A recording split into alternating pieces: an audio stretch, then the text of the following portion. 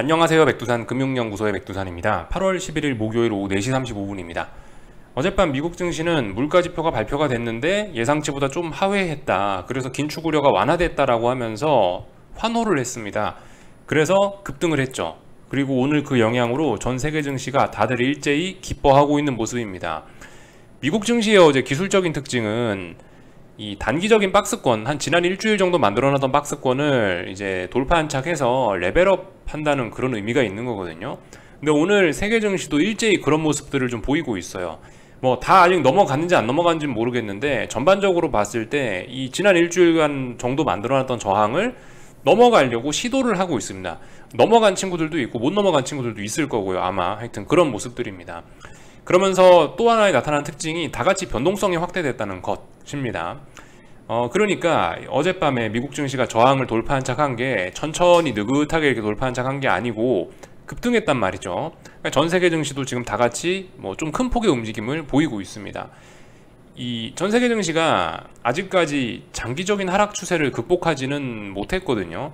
단기적으로나 혹은 중기적으로 정도는 이 하락 추세의 변화가 나타난 건 분명 사실이에요. 또 일부 나라들 같은 경우는요. 물론 여전히 하락 추세인데도 있고 한국같이.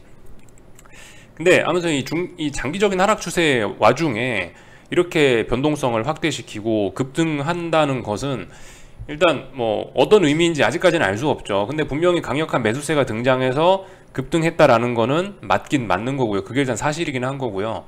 근데 이제 이게 미래에 어떤 결과를 낳을지는 조금 지켜봐야 아는 거죠. 이게 오버슈팅을 해가지고 이 상승의 힘이 소진돼서 꺾여버릴 수도 있는 거고, 아니면은 이게 진짜 어떤 추세를 바꾸는 새로운 장대 양봉, 새로운 시세의 시작, 뭐 그런 것일 수도 있는 거지 않습니까? 그죠? 그래서 상승 추세로 전환이 된다든가 그럴 수도 있는 거예요. 아직까지는 알 수가 없다. 그래서 어제 밤 영상에서도 말씀을 드리는 게, 우리 이 물가지표 나와갖고 시장에 환호를 하고 있는데 이거 같은 경우는 뭐 진짜인지, 이런 반응이 진짜인지 좀 확인해 볼 필요가 있지 않겠냐, 시간이 좀 걸리지 않겠습니까? 이런 식으로 일단 이야기를 드리긴 했습니다. 오늘 아침에 안 드린 이야기이긴 한데, 사실 어제 밤에 이렇게 미국 증시의 급등 혹은 지금 이제 전 세계 증시의 환호 이런 거 같은 경우는 개인적으로는 이런 생각이 좀 있긴 있어요. 사실 본질이 바뀐 건 없다고 말씀을 드렸죠. 그러니까 8.5나 8.7이나 9.1이나 뭐 물론 자세히 따지면 의미가 있죠. 자세히 따지면 의미가 있는데, 그러니까 지금 이 시장의 본질적인 건 바뀐 게 없다라고 생각하거든요. 본질이 뭐죠? 인플레가 너무 심하잖아요. 그로 인해서 연준이 긴축을 하고 있다는 거고, 긴축을 했을 때 생겨날 수 있는 부작용인 경기 침체 우려까지 같이 하고 있는 겁니다. 그래서 뭐 우린 이걸 인플레 우려라고 하기도 하고 긴축 우려라고 하기도 하고 경기 침체 우려라 하기도 하는데, 결과적으로 한 놈이죠. 그죠? 네, 결과적으로 하나예요. 이거를 고민을 하고 있는데 이게 본질적으로 바뀌었냐? 이거는 그대로라는 겁니다. 그래서 오늘 아침에 제가 이제 기사들을 몇 개 보여드렸는데, 연준 인사들의 이야기나 뭐 월스트리트 저널의 이야기나 이런 데를 보면은, 아니면 뭐 다른 전문가들의 이야기나, 이거 인플레가 완전히 꺾였다는 보장은 없다, 인플레가 완전히 꺾였는지 추세적으로 돌아서는지는 확인을 해야 된다라고 이야기하고 있고, 연준 총재들도 나와서 어제 CPI가 저렇게 나왔음에도 불구하고 우리는 계속 금리를 올릴 거다, 목표치 2%를 달성할 때까지 금리를 계속 올릴 거다라고 이야기하고 있죠. 그러니까 본질적으로 달라진 건 없어요. 근데 시장 반응이 저렇게 갔다는 겁니다. 그러니까 어젯밤에 저걸 보면서 좀 이제 오늘 아침에 든 생각이, 마치 지금 시장은 이 기준금리 인상이 끝난 것처럼 반응한 거 아니냐 싶다는 생각이 들어요. 지금 현실은 뭐예요? 75bp 인상에서 50bp 인상 가능성이 조금 더 높아진 거예요. 그래서 50bp 인상 가능성이 66%가 된 겁니다. 어젯밤에요. 그 지표 발표로 인해서. 근데 마치 지금 시장의 반응은 9월 달에 기준금리 인상 0, 뭐 거의 뭐 이 정도로 지금 반응하고 있는 게 아니냐라는 생각이 들어요. 그래서 어제의 저런 시장 반응, 특히 증시의 뭐 채권, 달러는 잘 모르겠습니다. 근데 솔직히 달러도 좀 개인적으로 그렇다는 생각이 좀 들긴 하는데, 일단 이따 이야기하고, 주식시장의 반응은 좀 너무 좀 오버하지 않냐라는 생각이 조심스럽게 들긴 합니다. 근데 근거는 없으니까요. 그냥 이거는 가볍게 들어만 주시면 좋겠어요. 이 정도 이야기를 좀 해봤고, 그러니까 지금 사실 그 시장에서 가장 중요한 거는 심리적인 부분인 것 같아요. 방금 전에도 이제 밑밥을 충분히 깔았다시피, 이게 S&P인데요. 뭐 계속 말씀드리죠. 제가 지금까지 이런 이야기들 많이 했죠. 왜 6월 달부터 바닥을 찍고 증시가 반등을 하고 있냐에 대한 설명을 뭐 기술적인 이유도 들여다보고 뭐 기본적인 이슈 분석도 해보고 또 뭐 여러 가지 측면에서 말씀을 드리고 있는데, 그죠? 결과적으로 이게 심리만 바뀐 것 같다고요. 심리적인 이야기를 이제 조금 할까 하는데, 그러니까 이 어느 순간에 그러니까 지금 6월 달에 많이 빠지고 6월 중순부터 해서 반등하고 있잖아요. 근데 우리가 가만히 생각해 볼게. 6월 달에 시장 상황하고 6월 달에 본질하고 지금 이 순간에 본질하고 본질이 달라진 게 있냐라는 겁니다. 제가 말씀드리고 싶은 내용은요. 일단 본질적으로는 전 이 순간이나 같다라고 보거든요. 이때도 인플레 심했고 이때도 긴축 우려가 있었죠. 그리고 이때도 인플레는 여전히 심각하고 이때도 긴축 우려는 있어요. 정도는 좀 다를 수 있죠. 정도는 좀 다를 수 있는데 아무튼 이때도 긴축 우려, 이때도 긴축 우려입니다. 6월달이나 8월달이나 본질은 똑같다라는 거죠. 근데 무슨 이유에서 6월달 중순까지 급락을 했다가 8월 중순 되니까 다시 다 회복을 했겠어요. 결과적으로 바뀐 거는 이제 저와 여러분들 그리고 모든 투자자들의 심리만 바뀌었다라고 생각합니다. 제가 알기로 아마 6월 이때쯤 아마 폭락하기 시작한 게 그 CPI 나오면서 폭락했을걸요. 9.1 나오면서, 그죠? 9.1 나오면서 사람들이 무슨 생각을 했나요? 와, 이제 죽었다. 이제 인플레 이제 너무 심각해가지고 긴축 우려 때문에 세상이 망했다라고 우려가 엄청나게 심하게 나왔던 거죠. 그러니까 우려 때문에 폭락을 했던 거고, 근데 이때 우려가 너무 심했는지 이 증시는 원래 걱정과 우려를 먹고 상승한다라고 하지 않습니까? 그래서 그런지 우려가 너무 심해서 그랬는지 그때부터 짜불짜불 오르더니 결국 지금까지 올라오지 않았냐라는 생각이고요. 그리고 최근에 변화 같은 걸 약간 좀 이제 말씀을 좀 드려보자면은, 사실 몇 번의 위기를 좀 증시가 극복하긴 했습니다. 무슨 이슈가 있었는지 저도 구체적으로 이제 잘 기억은 나지 않는데 오래돼가지고, 아마 대략적으로 뭐 이때쯤은 무슨 기업 실적이 뭐 괜찮았다 그러면서 올랐던 것 같고, 이때 FOMC 회의 때 약간 긴장을 했었는데 FOMC 회의 때 파월 의장이 50bp 인상 가능성 이야기하면서 이때 시장이 자신감을 한번 얻었고요. 이때는 이제 죽다 살아난 거고, 여기서 자신감 한번 회복했고, 또 기술적으로 중요한 자리 8월 3일날 같은 때 급등하면서 자신감 또 다시 한번 회복했고, 어젯밤에 걱정됐던 물가지표가 나왔는데 이거 확인하고 나서 자신감이 또 다시 한번 회복이 된 것 같다라는 생각이에요. 그래서 지금 같은 경우 시장 상황은 상당히 이제 다들 어떤 우려 이런 것보다도 환호와 기쁨 이런 쪽으로 좀 심리가 좀 많이 돌아서지 않았나 싶어요. 사실 심리와 관련된 부분은 이제 추측이 좀 많긴 하죠. 뭐 심리를 어떻게 숫자로 딱딱딱딱 표현을 하겠어요. 근데 이제 통상적으로 이제 이런 이야기를 하는 거는 여러분들의 리플도 보고 저의 생각도 물론 저의 심리도 조금 있는 거고, 하여튼 뭐 이런 거 저런 거 또 그리고 저의 경험상 이쯤 되면 사람들이 이렇게 생각하더라 라는 뭐 그런 점들을 고려해서 이렇게 말씀을 뭐 드리긴 하는 겁니다. 사실 심리적인 부분을 구체적으로 지금의 투자 심리가 몇 점이야 라고 해서 이걸 객관화시켜서 점수화시켜서 이걸 베팅에 활용할 수 있으면 정말 그거는 좋은 투자 지표라고 생각을 하는데, 현실적으로 어떻게 그거를 모든 투자자들의 심리 상황을 어떻게 그걸 딱딱 맞춰내겠어요? 어떻게 그걸 숫자로 객관화시킬 수 있겠어요? 그죠? 이렇게 추측해보는 수밖에 없는 거죠. 하여튼 그래요. 그래서 결과적으로 제 생각엔 심리가 제일 중요한 것 같다. 심리적인 측면 때문에 너무 우려가 심했는데 너무 우려가 심하니까 오히려 반등하더라. 근데 지금 같은 경우는 이제 투자 심리가 좀 변화되고 있는 조짐이 좀 많이 나타나고 있다. 이런 이야기를 좀 드리고 싶네요.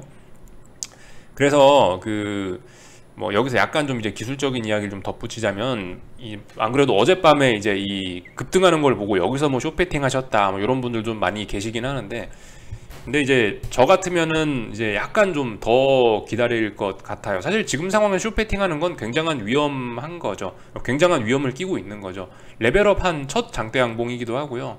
물론 피로감 때문에 되돌릴 수도 있죠. 되돌릴 수도 있는데, 물론 뭐 여기 어디 저항도 있고요. 근데 이런 저항까지 아직 터치하지도 않았고 상승 목표치가 열린 상황이기 때문에 지금 상황에서 쇼패팅, 하락 배팅 하는 거는 솔직히 좀 눈에 띄는 그런 손에 딱 잡히는 그런 객관적인 증거를 갖고 한 배팅은 아니라는 생각이에요. 어젯밤 배팅 이런 거 같은 경우는 어떤 보이지 않는 것을 믿는 뭐 본인의 신념 이런 거에 의한 그냥 주관적인 배팅일 가능성이 일단 높다라고 생각을 합니다. 물론 돈만 벌면 돼요. 돈만 벌면 되는데 저의 생각은 그렇다는 거죠. 어젯밤에 진입하신 분들은 그런 분들이실 거다라는 생각이긴 해요. 근데 일단 그죠, 제가 이야기하는 것만 해도 지금 벌써 그렇죠. 저 또한 이런 데가 위험하다고 하고 더 일단 상승 가능하다라고 이야기하고 있죠. 글쎄요, 오늘 밤 저도 뒤통수를 맞으려는지 모르겠는데 하여튼 좀 위험한 베팅이다라는 생각이 들고, 당연히 추가 상승 가능성 열어놓는 게 맞다라고 생각하고, 만약에 이제 저였다면은 차라리 여기서 한 번 더 변동성이 확대돼서 뭐 볼린저 밴드를 찢고 나간다거나 뭐 이런 상황에서 할 것 같긴 합니다. 아니면은 이제 음봉이 나오거나 4100을 재차 붕괴시키는 그런 흐름이 나오면은 하거나요. 저 같으면 일단 그렇게 할 것 같긴 해요. 그래서 뭐 이 정도 이야기를 좀 해봤고, 하여튼 그래요. 심리적으로 좀 여러분들이 좀 많이 돌아섰다라고 좀 느껴지는 게, 예를 들면 뭐 리플 보면서 안 그래도 뭐 그래서 9월 달까지 오른다, 10월 달까지 오른다, 11월 달까지 오른다, 뭐 그런 이야기 하시는 분들이 좀 많이 보이시더라고요. 참고로 일단 그런 거에 관련된 저의 생각은, 저는 일단은 뭐 언제까지 오른다, 어디까지 오른다 이런 거에 관련된 생각은 별로 실전 투자엔 도움이 되지 않는다라는 생각입니다. 그런 생각을 그냥 막연히 정도는 갖고 있는 건 좋은데, 그런 걸 가지고 야 그러면 난 이제 11월까지 아무것도 안 한다, 그런 건 아니잖아요. 또 어쨌든 여러분들이 계속 시장 들여다보고 있을 거잖아요. 어차피 실전 투자에 활용도 안 할 거 뭐 그런, 그죠? 그러니까 그런 거는 그냥 가볍게 생각만 하시면 좋을 것 같고, 제일 중요한 건 지지와 저항 하루하루 살펴야죠. 지금 변동성 확대되어 있는데 이게 어떻게 될지 어떻게 알아요, 그죠? 그러니까 뭐 예를 들어서 이제 진짜 전문가들이 있을 수도 있죠. 뭐 정확하게 뭐 지난번에 FOMC에서 어떻게 될 걸 맞췄고, 다음번 선거에서 이렇게 될 걸 맞췄고, 딱딱딱 뭐 그런 걸 계속 맞춰서 그런 걸 갖고 베팅하시는 분들이라면 모르겠는데, 계속 뭐 11월 달에 어떻게 될 거다, 아니면 말고 이런 거는 어쨌든, 그죠? 이거 어쨌든 연속적으로 맞춰서 연속적으로 맞춰서 가능성을 높이고 뭐 그런 투자 방법을 만들어내면 좋은 건데, 그냥 그런 게 아니고 그냥 막연히 9월에 어떻게 되고 10월에 어떻게 되고 이런 거는 별로 도움이 안 될 수 있다는 거 좀 말씀을 좀 드리고, 뭐 중간 선거가 있어서 뭐 증시가 못 빠지고, 사실 여러분들 그렇게 따지면은 한국 증시는 어떻게 된 거예요? 그러면 한국 증시는 1년 내내 빠지고 있는데, 대통령 취임식 날에도 급락했는데 어떻게 생각하십니까? 그런 점에 관해서는요. 물론 영향이 있긴 있어요, 그죠? 물론 이제 뭐 선거가 있고 이러면 통상적으로 잘 안 빠지는 그런 경향이 있긴 있어요. 근데 사실 그런 거 다 따지면은 하방 경직성 뭐 이렇게 이야기할 요소가 너무나 많아서, 웬만한 재료들은 거의 다 이제 증시 하방 경직성 만드는 재료로 그렇게 활용이 되는 경우가 많거든요.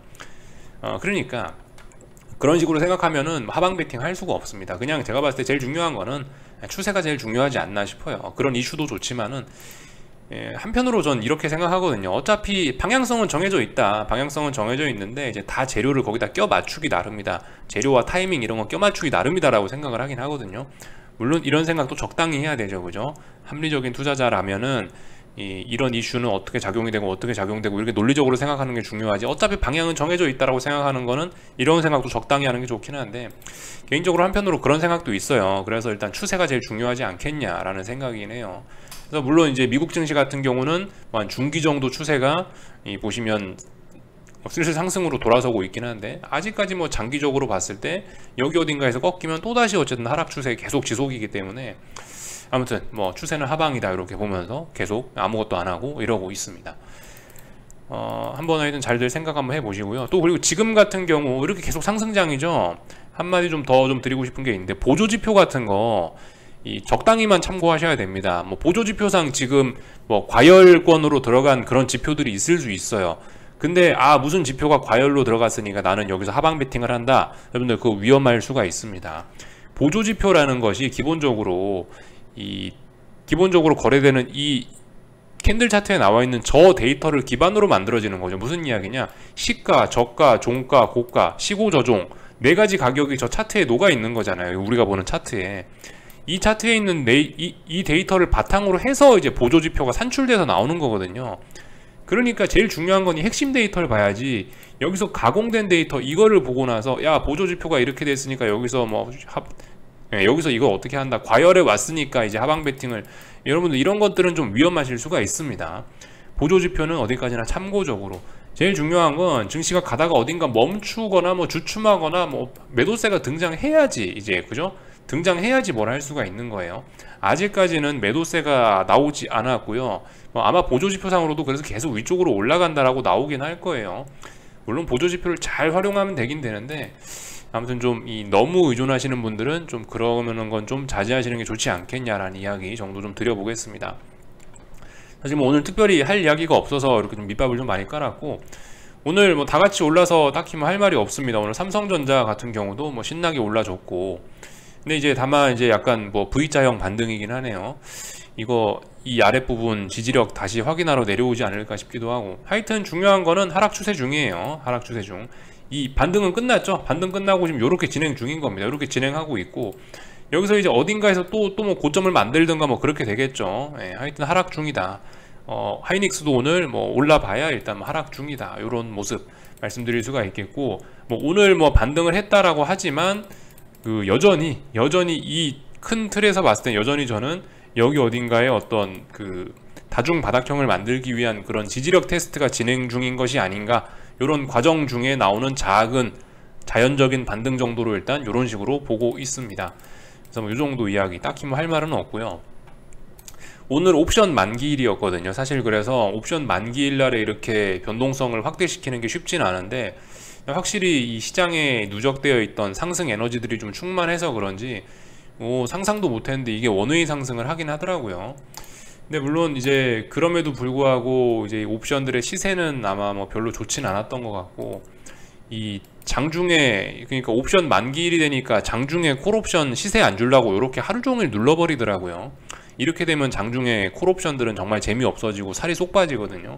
하여튼 장 막판에 뭐 올려서 마감했으니까 되긴 됐는데, 하여튼 뭐 원웨이 상승을 하긴 했다라는 거, 결론적으로요. 만기일이라 패턴이 좀 달랐을 뿐이지 이 원웨이 상승을 하긴 했고, 그래서 이 지난번 저항이 8월 9일 고점 이런 자리가 어떤 박스, 단기 박스권 이 고점 자리, 이 자리가 박스권 상단이었는데, 이 자리를 시작부터 갭으로 넘어가더니, 갭으로 시작부터 이 자리를 도전하더니 결과적으로 원웨이 상승하긴 했다.